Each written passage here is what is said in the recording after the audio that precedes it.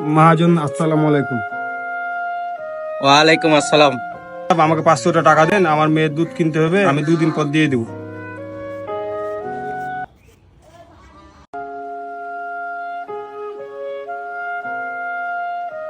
আরে ভাই, তুই যা বলিস আর না বলিস, মহাজনের মতন ভালো লোক আছে বলে 2 মুঠা ভাত খেতে পাই। ঠিক বলেছিস ভাই।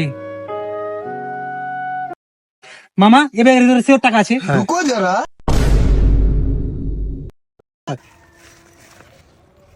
মামা ব্যাগের ভারী দেখে সিওর 10 লাখ টাকা আছে। আমার 10 লাখ না 12 লাখ আছে এখানে।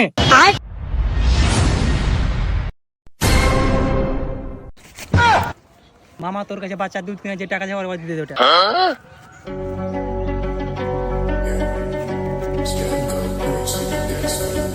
যা দেখেছিস এখান থেকে সবকিছু ভুলে যা। रुको जरा सबर करो।